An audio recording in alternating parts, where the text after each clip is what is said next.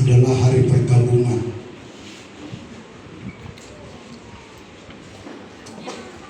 Hari-hari berkabung.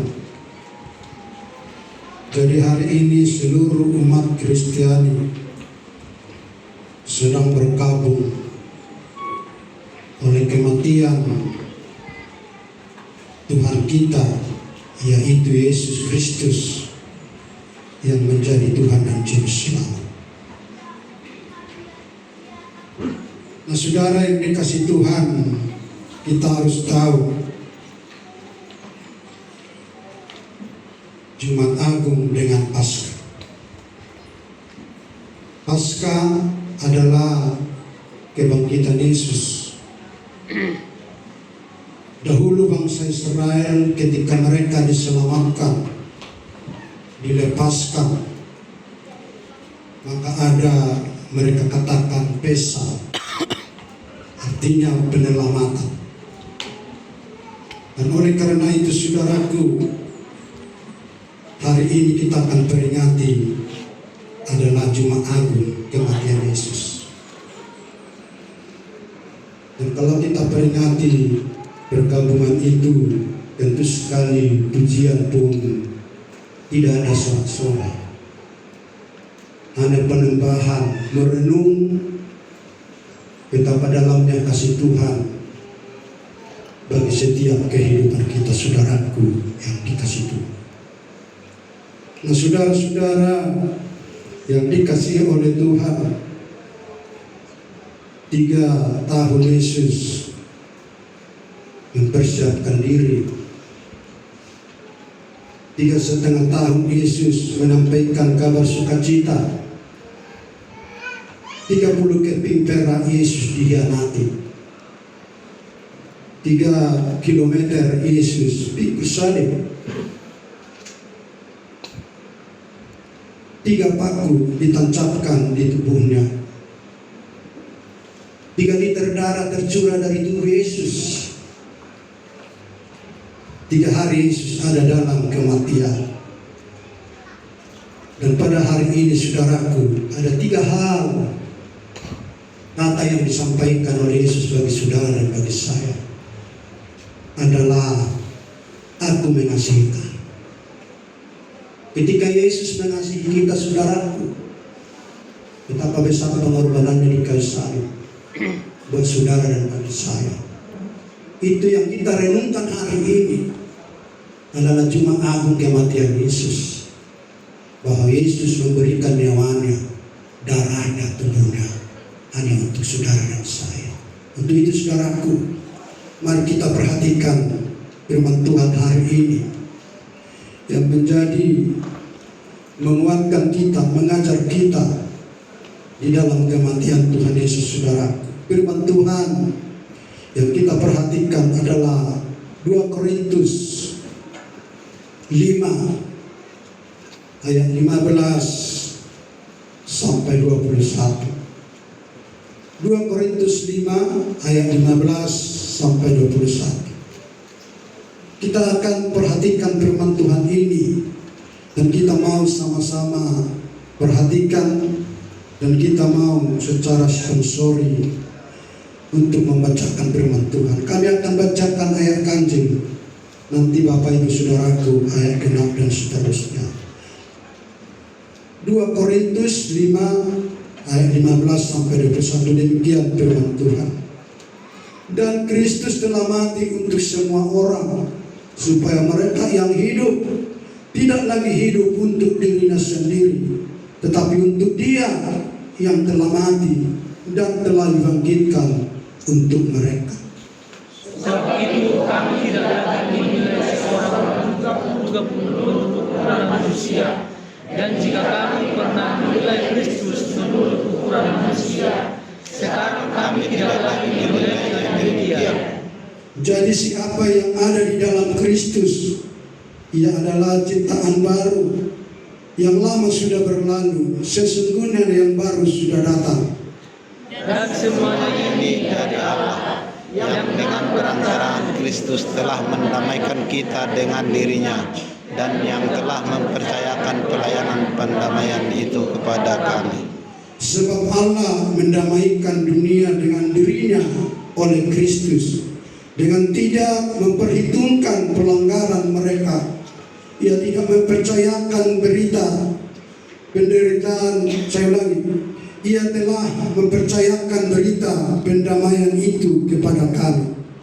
Jadi kami ini adalah utusan Kristus. Seakan-akan Allah menasihati kamu dengan perantaraan kami. Dalam nama Kristus kami minta kepadamu, berilah dirimu didamaikan dengan Allah.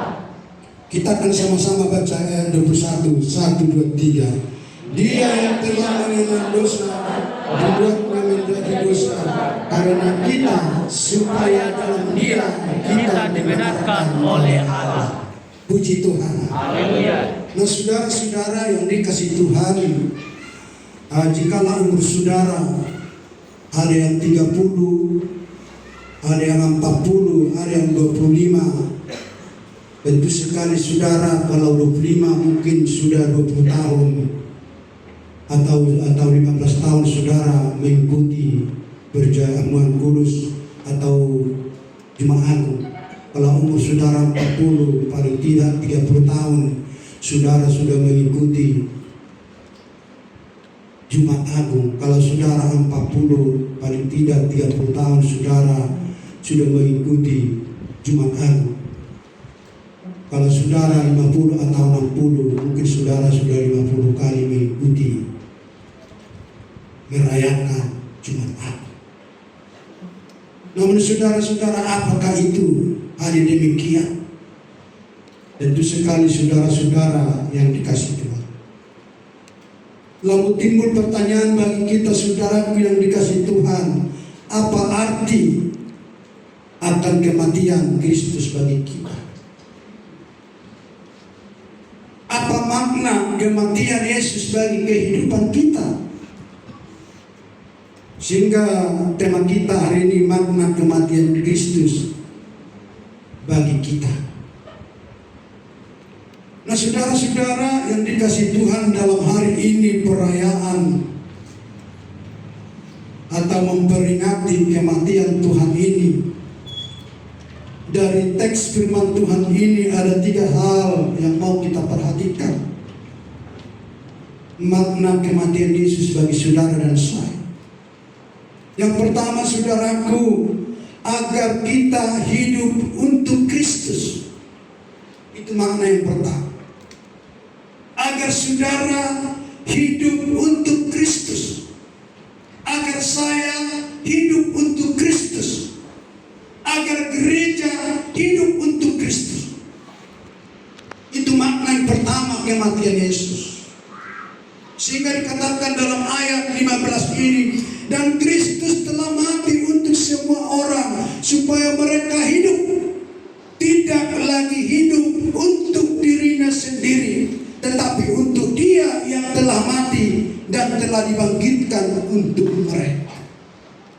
Jadi Bapak Ibu Saudara, Kristus sudah membayar kita dengan harga lunas di Golgota, di Kalvari.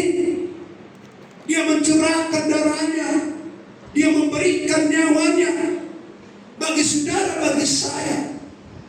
Nah, untuk itulah saudara-saudara yang dikasihi oleh Tuhan, ketika kita percaya dan beriman kepada Dia, yaitu Yesus Kristus, maka kita tidak lagi hidup untuk diri kita sendiri.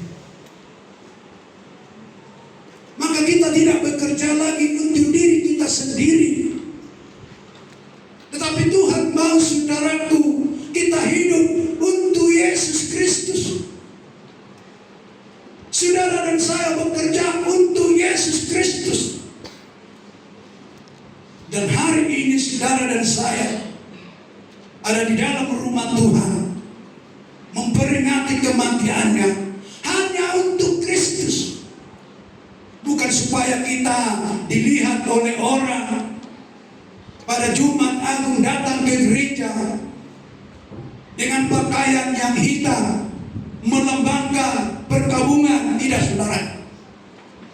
Tapi yang Tuhan inginkan, kematiannya itu dan memiliki makna bagi saudara dan bagi saya, supaya kita sungguh-sungguh, agar kita saudaraku sungguh-sungguh hidup kepada Kristus, hidup kepada Yesus, saudara-saudaraku yang dikasihi Tuhan.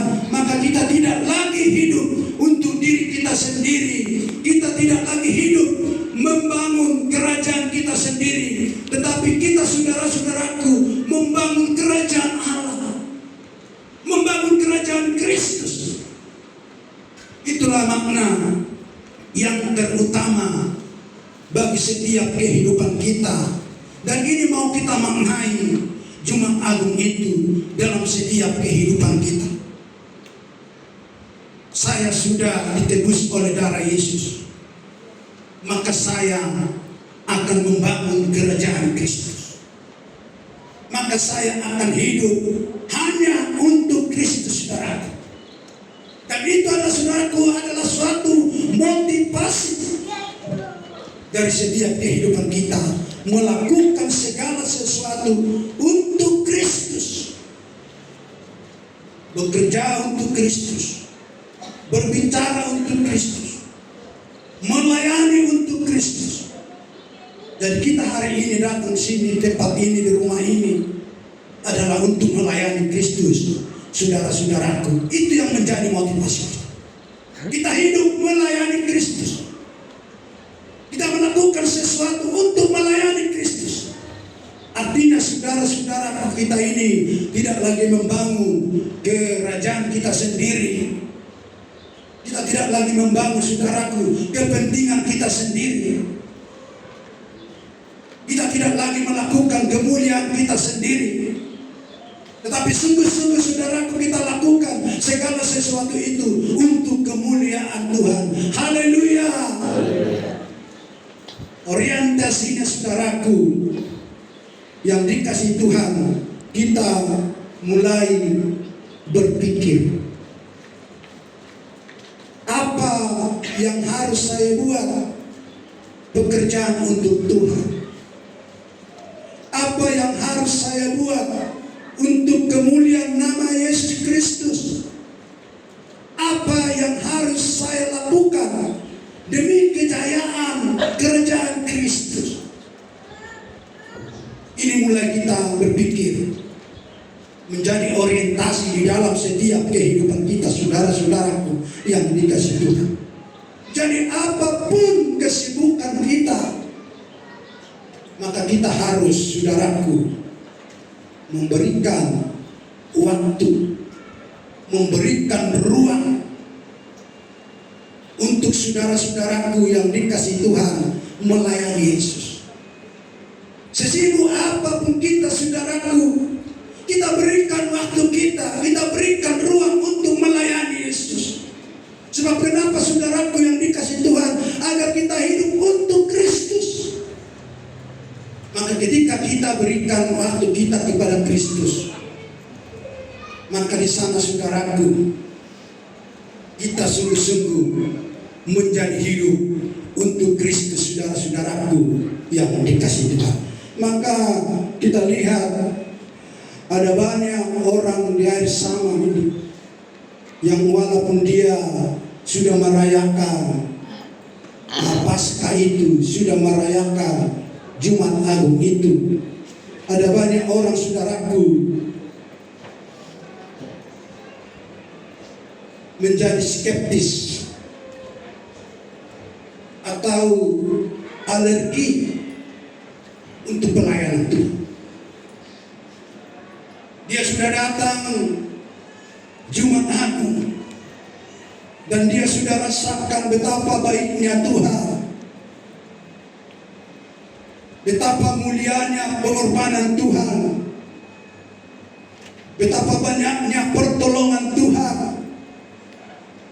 Namun mereka, saudaraku, tidak sadar, tidak menyadari bahwa itu semuanya oleh karena kebaikan Tuhan. Sehingga mereka tetap skeptis, saudaraku, alergi tentang pelayanan Tuhan, tentang pekerjaan Tuhan, saudara. Saudara-saudara yang dikasih Tuhan, kalau saudara tidak terlibat di dalam pekerjaan Tuhan, Maaf saudara-saudaraku, saudara adalah memiliki kerugian yang sangat besar. Ketika kita tidak ikut terlibat di dalam pekerjaan, di dalam pelayanan Tuhan, maka kerugian-kerugian yang besar akan terjadi bagi setiap kehidupan kita.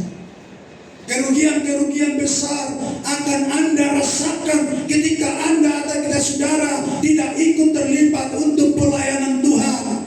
Sebab kenapa saudaraku? Sebab Tuhan Yesus Kristus itu saudaraku adalah sudah memberikan karya yang spektakuler atau yang luar biasa demi saudara dan demi saya, dan dia mati di kayu salib hanya untuk saudara. Dan kalau hanya untuk saudara dan saya, apakah kita tidak sungguh-sungguh terlibat di sana untuk memberikan yang terbaik pada Tuhan? Apa yang menjadi balasan kita saudara atas pengorbanan Tuhan yang telah mati di kayu salib?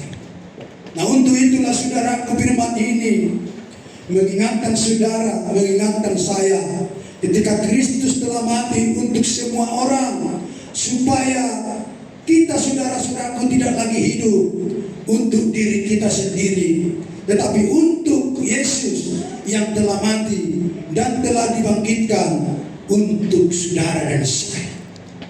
Nah, saudaraku yang dikasih Tuhan, ketika kita sadar bahwa Yesus mati dan bangkit hanya untuk saudara dan untuk saya, tidak bagi dirinya sendiri, tapi sungguh-sungguh Yesus mau datang ke tengah dunia menjadi manusia. Firman Tuhan tadi katakan, dia yang tidak berdosa menjadi mau dosa, supaya dikatakan tadi saudara-saudaraku, karena kita supaya dalam dia kita dibenarkan oleh Allah. Nah, oleh karena itu saudara, mulai hari ini ketika saudara sudah dengar perkataan Tuhan ini, firman ini, mulailah kita saudaraku berorientasi saudaraku kepada kematian Kristus itu dan kebangkitannya ini untuk saudara dan untuk saya. Haleluya. Dan yang kedua saudara-saudaraku, makna kematian Yesus bagi saudara dan bagi saya adalah supaya kita mentransformasi hidup. Ada transformasi, ada sebuah perubahan dalam hidup kita. Dan ketika Yesus sudah mati, harus ada perubahan bagi saudara, harus ada perubahan bagi gereja Tuhan, harus ada perubahan bagi umat-umat Tuhan saudara. Itu makna yang kedua kematian Yesus itu saudara-saudara. Ada perubahan melalui hidup kita saudara. Ini dikatakan saudara-saudaraku yang dikasih Tuhan dalam Korintus ayat 17 dikatakan demikian. Jadi siapa yang ada di dalam Kristus, ia adalah ciptaan baru. Yang lama sudah berlalu, sesungguhnya yang baru sudah datang. Yang lama sudah berlalu. Jadi saudara dan saya sudah ciptaan baru. Ketika kita ada di dalam Kristus saudaraku, maka ada satu transformasi, ada satu perubahan saudara-saudaraku yang dikasih oleh Tuhan. Ada hidup yang baru saudara-saudaraku di dalam setiap kehidupan kita. Yang lama itu sudah hilang saudara, lewat kematian Yesus. Lihat pengorbanan Yesus saudara-saudaraku yang dikasih Tuhan. Jadi cara hidup kita yang lama, yang tidak berkenan kepada Tuhan, harus ditransformasi, harus diperbaharui. Cara hidup kita yang lama, yang tidak sesuai dengan kebenaran firman Tuhan, harus ditransformasi, harus diperbaharui. Sehingga ketika saudara melihat satu film, apa namanya lupa aku itu, yang tadinya dia macam robot lalu bertransformasi bisa menjadi mobil, maka bisa dia menyelamatkan seseorang. dengan begitu laju naik dalam mobil itu. Ketika musuh-musuhnya sudah mengejar, mau musnahkan, mau membunuh saudara. Jadi demikian juga digambarkan saudara dan saya yang sudah di dalam Yesus itu. Harus ada transformasi dalam hidup kita. Karena saudara dan saya tidak lagi ciptaan lama. Amin. Tapi saudara dan saya adalah sudah menjadi ciptaan baru, yang memiliki karakter seperti karakter Yesus, yang memiliki pikiran seperti pikiran Kristus, saudara-saudara yang dikasih Tuhan, yang memiliki perilaku sesuai dengan kebenaran firman Tuhan di dalam setiap kehidupan kita. Maka saudara-saudara, karakter kita, pola hidup kita, kelakuan kita yang lama harus diperbaharui supaya kita, saudaraku, menjadi ciptaan baru. Kita tinggalkan itu, saudara-saudaraku. Dan itu makna yang kedua dalam setiap kehidupan kita. Atau bahasa sederhananya, saudaraku, maka kita harus bertobat. Ini bahasa sederhananya. Bertobat. Bertobatlah sebab kerajaan Allah sudah dekat, kata firman Tuhan. Ketika Yesus mati dan bangkit, saudaraku, dan naik ke surga menyediakan tempat bagi kita, tetapi saudara dan saya tidak bertobat, maka apa jadinya, saudara-saudaraku yang dikasih Tuhan? Apa jadinya bagi saya? Apa jadinya bagi saudara-saudara yang dikasih Tuhan? Ketika kita bertobat dengan hidup yang baru, melakukan firman Tuhan, maka oleh karena itu, saudaraku, maka kita akan semakin berkenan dan semakin berkenan kepada Tuhan kita, Yesus Kristus, yang menjadi Tuhan dan Juru Selamat kita, saudaraku yang dikasih Tuhan.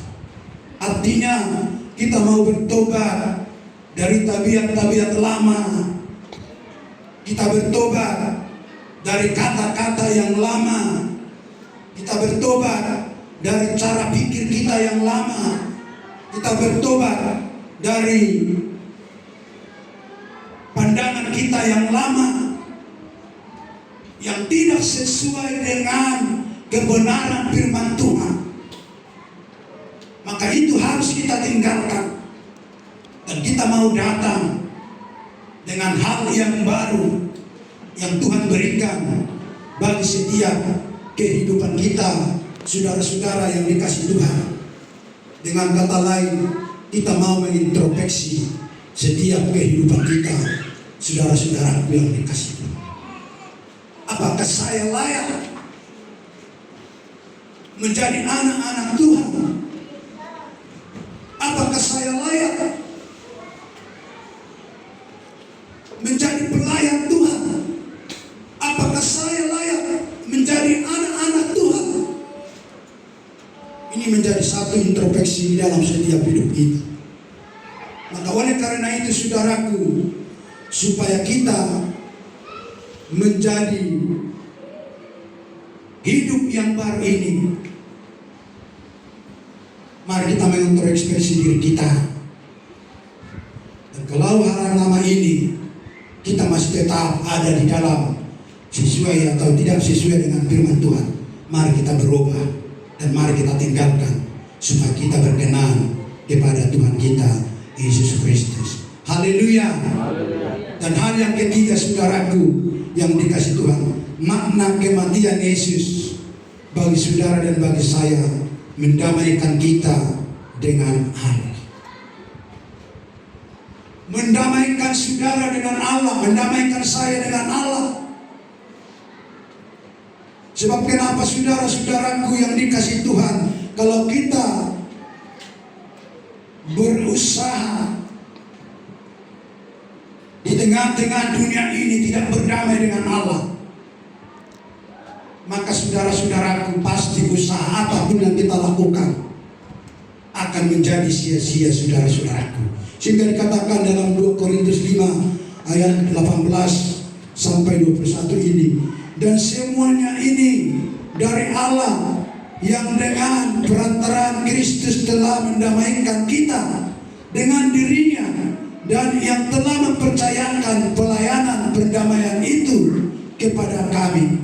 Sebab Allah mendamaikan dunia dengan dirinya oleh Kristus dengan tidak memperhitungkan pelanggaran mereka. Ia telah mempercayakan berita pendamaian itu kepada kami. Artinya pelanggaran-pelanggaran kita, dosa-dosa kita, kesalahan-kesalahan kita tidak diperhitungkan oleh Allah, tapi Dia perdamaikan saudara dan saya. Dia perdamaikan umat-umat Tuhan yang sudah berdosa itu dengan Allah lewat perantaraan Yesus yang telah mati di kayu salib, yang mencurahkan darahnya, memberikan nyawanya bagi saudara dan bagi saya, saudara-saudaraku yang dikasihi Tuhan. Artinya saudara-saudaraku, bahwa Yesus perantara antara mereka, antara umat Tuhan, antara saya dan saudara kepada Allah yang sedang berseteru, yang sedang berperkara. Maka saudara-saudara, kalau kita bermusuhan dengan Tuhan, bagaimana kita meminta berkat dari Tuhan? Kalau saudara bermusuhan dengan Allah, bagaimana mungkin saudara dapat meminta berkat dari Allah? Dan kalau saudara dan saya, saudara-saudara yang dikasihi oleh Tuhan, bermusuhan dengan Tuhan, bagaimana kita meminta pertolongan dan campur tangan Tuhan akan hidup kita? Tidak akan mungkin. Mustahil sama sekali saudara-saudaraku, tanpa kita diperdamaikan dengan Allah Bapa di surga. Nah saudara-saudaraku, sekalipun kita berdoa 24 jam satu hari, ketika kita tidak diperdamaikan dengan Allah, maka doa kita akan menjadi sia-sia. Maka doa kita sungguh tidak akan berarti. Maka doa kita akan sungguh nol atau nihil, saudara-saudaraku. Begitu terbuang tanpa jejak dan tidak arti, saudara-saudaraku yang dikasihi Tuhan. Nah saudara-saudaraku yang dikasihi Tuhan, tapi kita bersyukur bahwa Yesus Kristus mau menjadi perantara untuk mendamaikan kita dengan Allah. Dan inilah yang kita syukuri hari ini. Yesus yang Maha Pengasih, Maha Penyayang, mau menjadi perantara untuk mendamaikan saudara dan saya yang sudah berdosa dengan Tuhan.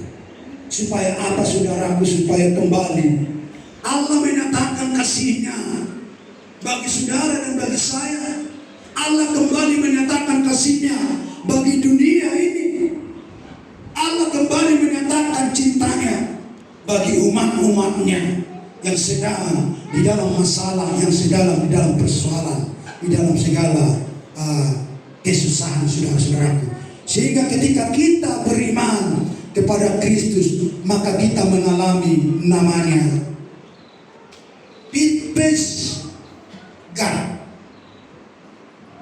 Kita mengalami, saudara-saudaraku, pendamaian, berdamai dengan Tuhan. Dan ketika kita sudah mengalami peace dengan God, saudaraku, maka kita mengalami peace dengan mengalami kedamaian dengan sesama. Itulah salib Kristus, saudara-saudaraku. Ketika kita tidak ada perdamaian dengan Kristus, mustahil kita bisa berdamai dengan sesama kita. Sedang sesama Kristus tidak bisa berdamai, mana mungkin kita berdamai dengan sesama kita. Namun ketika kita, saudaraku, berdamai dengan Kristus, maka di sana Roh Kudus akan melakukan perkara, akan melakukan pertolongan, sehingga saudara dan saya bisa berdamai dengan sesama kita. Haleluya.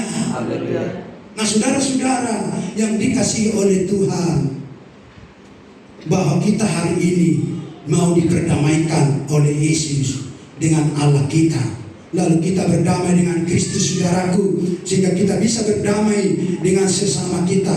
Sebelum kita berdamai dengan Tuhan, saudara-saudaraku, maka kita tak mungkin bisa berdamai dengan saudara-saudara kita, saudara. Nah, oleh karena itu, Bapak Ibu saudaraku, mari kita renungkan kematian Yesus hari ini, bahwa Dia, saudaraku, mau memperdamaikan orang-orang berdosa kepada Tuhan Kristus. Jika dikatakan dalam ayat 20 ini, jadi kami ini adalah utusan-utusan Kristus, seakan-akan Allah menasihati kamu dengan perantaran kami dalam nama Kristus. Kami meminta kepadamu, berilah dirimu didamaikan dengan Allah. Mari kita berikan diri kita didamaikan dengan Allah. Mari kita berikan diri kita didamaikan dengan Allah, sehingga kita menjadi layak, saudara-saudaraku, menjadi anak-anak Tuhan yang berkenan kepada Yesus. Sehingga saudaraku, di dalam kita berjalan bersama Tuhan, bersama Yesus di tengah-tengah dunia ini, saudaraku, senantiasa merasakan, menikmati, mengalami, yaitu kebaikan-kebaikan Tuhan yang luar biasa bagi setiap kehidupan kita, saudara-saudaraku yang dikasih Tuhan. Sebab Allah mendamaikan dunia dengan dirinya oleh Kristus, dengan tidak memperhitungkan pelanggaran-pelanggaran mereka. Ia telah mempercayakan berita pendamaian kepada kita. Artinya, saudara-saudara yang dikasih Tuhan, setelah kita sudah berdamai dengan Kristus dan kita berdamai dengan sesama kita, saudaraku yang dikasih Tuhan, maka ini, saudara-saudaraku, diikrarkan supaya kita yang sudah berdamai dengan Kristus, artinya kita, saudara, mau menjadi pemberita firman Allah, mau menjadi saksi Tuhan di tengah-tengah dunia yang berdosa dan kejahatan ini. Dan Tuhan inginkan bagi kita, ketika kita sudah berdamai dengan Allah, kita berdamai dengan Tuhan, saudara-saudara, maka Tuhan inginkan menjadi saksinya. Atau Tuhan inginkan kita, saudaraku, menjadi saksi atau pemberita kebenaran, atau pemberita good news, atau memberita kabar sukacita yang daripada Tuhan di tengah-tengah dunia ini yang penuh dosa dan kejahatan ini. Dan inilah yang Tuhan inginkan bagi setiap kehidupan kita. Kita berjalan di tengah-tengah dunia ini, saudara-saudara. Percayalah dan mari percayakan hidup kita kepada Tuhan. Yang pertama, saudaraku, tadi bahwa dikatakan makna kematian Tuhan Yesus bagi saudara dan bagi saya adalah agar kita hidup untuk Kristus. Dan yang kedua, saudaraku, makna kematian Yesus supaya kita mulai mempertransformasi hidup kita melalui hidup kita, atau ada pembaharuan. Dan yang ketiga, saudaraku, bahwa hidup kita, kematian Yesus mendamaikan kita dengan Allah, saudara. Maka ketiga hal ini mari kita renungkan dalam setiap hidup kita, saudaraku, sehingga kita, saudaraku, menjadi pendamai-pendamai di tengah-tengah dunia yang penuh kejahatan dan penuh pertikaian persoalan yang merajalela di hari zaman ini. Inilah makna kematian Tuhan Yesus bagi saudara dan bagi saya hari ini. Haleluya. Amin. Mari kita bangkit berdiri.